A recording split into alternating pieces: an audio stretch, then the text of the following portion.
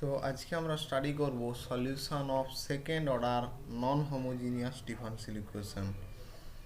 তো outline of presentation কি না, introduction, working formula, problems and solutions. তো let us consider the second order differential equation. একটা second order differential equation আমি construct করলাম কিভাবে না, d2y dx2 plus a1 dy dx plus a2y equal to fx, যেখানে fxটা হচ্ছে function of x or constant or zero. এই যে ডিফারেন্সিয়াল ইকুয়েশনটা আমি কনসিডার করলাম d2y dx2 plus a1 dy dx plus a2y equal to fx, এখানে fxটা হচ্ছে ফাংশন অফ এক্স হবে, অথবা কনস্ট্যান্ট হবে, অথবা জিরো হবে। তো এই যে এক নম্বর ডিফারেন্সিয়াল ইকুয়েশনটা আমি কনসিডার করলাম, এই one is called second order non homogeneous differential equation. Non homogeneous কেন না, এফএক্স যেহেতু ডান দিকে আছে, ডান দিকে যেহেতু জিরো নেই, ডান দিকে একটা নন জিরো টার্ম আছে এফএক্স, সুতরাং এটাকে নন হোমোজিনিয়াস ডিফারেন্সিয়াল ইকুয়েশন বলা হবে। তো এফএক্সটাকে যদি আমি জিরো করে দিয়ে পর, তাহলে ডিফারেন্সিয়াল ইকুয়েশনটা রিডিউসড হয়ে কি ফর্মে হচ্ছে না, d2y dx2 plus a1 dy dx plus a2y equal two zero. যদি ইন পার্টিকুলার আমি fx ইকুয়াল টু জিরো বসিয়ে দিই, তাহলে জিরো বসিয়ে দিলে আমার কি আসছে না, d2y dx2 plus a1 dy dx plus a2y equal two zero. fx এর ভ্যালু যদি আমি পার্টিকুলারলি জিরো নিয়ে নিই, তো fx এর ভ্যালু যখন আমি জিরো নিয়ে নিচ্ছি, তখন এই দু নম্বর যে ডিফারেন্সিয়াল ইকুয়েশনটা থাকবে, সেই দু নম্বর ডিফারেন্সিয়াল ইকুয়েশনটাকে বলা হবে এক নম্বর যে ডিফারেন্সিয়াল ইকুয়েশন, তার হচ্ছে আমার কি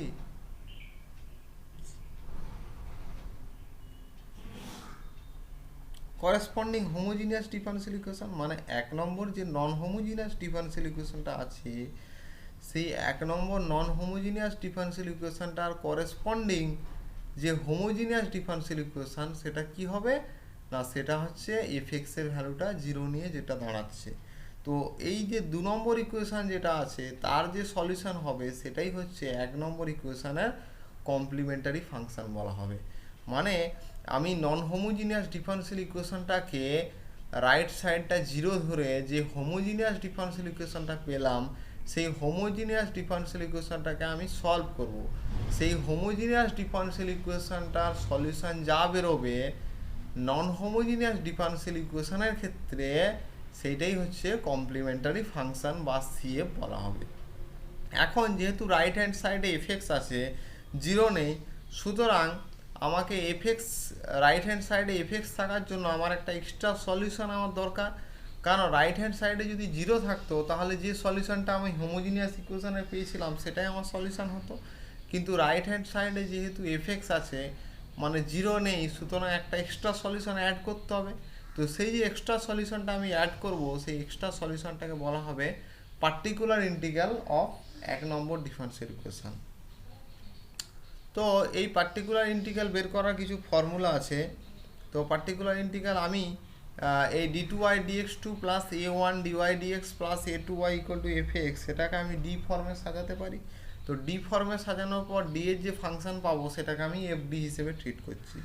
তো পার্টিকুলার ইন্টিগ্রাল আমার বের করা ফর্মুলা কি না, ওয়ান বাই এফডি এফএক্স এর উপর অপারেট হবে। যদি এফএক্সটা অ্যালজেব্রিক হয়, algebraic means x, x square, one, x cube, x square plus 5x plus 6, এই জাতীয় যদি ফাংশন হয়, তাহলে কি বলবো না, if f x is algebraic then taking common of lowest degree term from f D and applying binomial expansion we can find PI, মানে particular integral. মানে কেসটা কি না, এফএক্সটা যদি অ্যালজেব্রিক হয়, তাহলে আমি সেখান থেকে লোয়েস্ট ডিগ্রি টার্মটা কমন নিব এবং বাইনোমিয়াল এক্সপানশন কাজে লাগিয়ে আমি পার্টিকুলার ইন্টিগ্রালটা বের করব।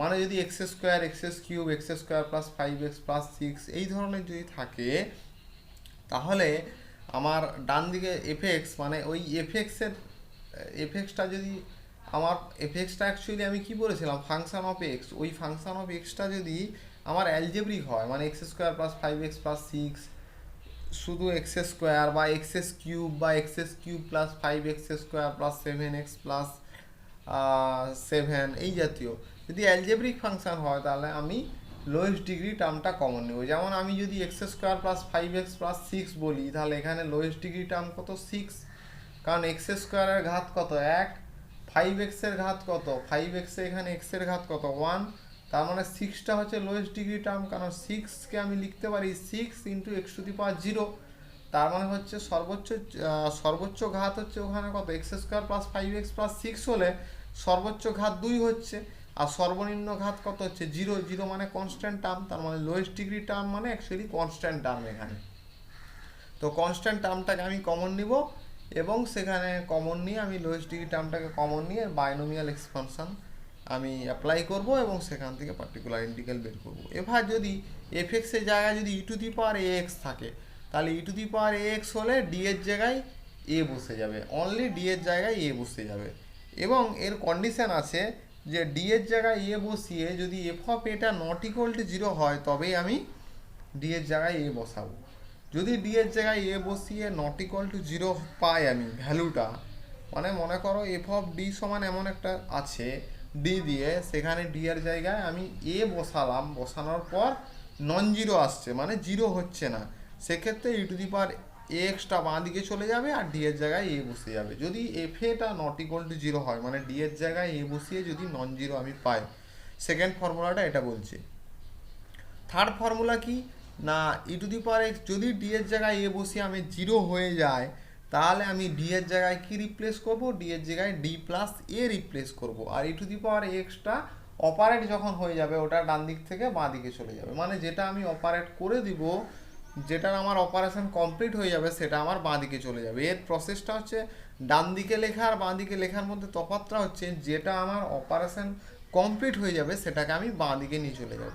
তার মানে তাহলে ডি এর জায়গায় ডি প্লাস এ বসাবো, যদি এফ এটা 0 হয়ে যায় মানে ডি এর জায়গায় যদি এ বসিয়ে আমার 0 পাই আমি ভ্যালুটা, ডি এর জায়গায় এ বসানোর পর আমার ভ্যালুটা যদি 0 হয় তখন ডি এর জায়গায় আমরা ডি প্লাস এ বসাবো।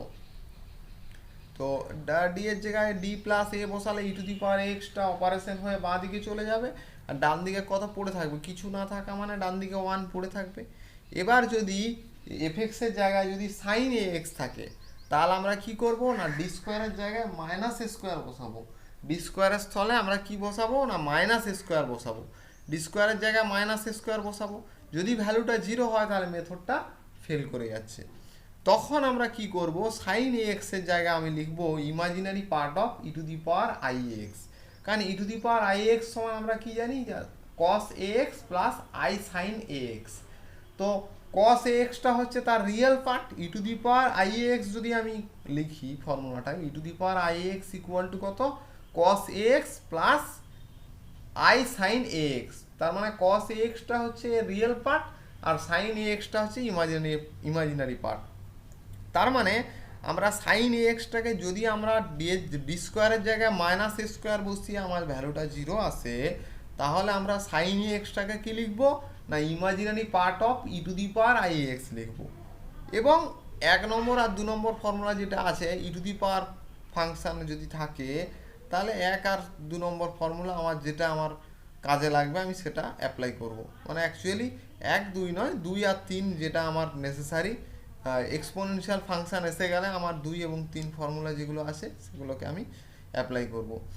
এবার কস এ এক্স যদি থাকে ডি স্কোয়ারের জায়গায় মাইনাস স্কোয়ার বসিয়ে যদি 0 হয়ে যায়, তাহলে আমি কি করব না ওটাকে কস এ এক্স এর জায়গায় লিখবো real part of e to the power i x. এবার এক্সপোনেনশিয়াল ফাংশান মানে 2 নম্বর আর 3 নম্বর ফর্মুলার মধ্যে আমরা যেটা ইচ্ছে সেটা ব্যবহার করব, মানে 2 নম্বর এবং 3 নম্বর ফর্মুলা। ঠিক আছে, এই হচ্ছে আমার ওয়ার্কিং ফর্মুলা।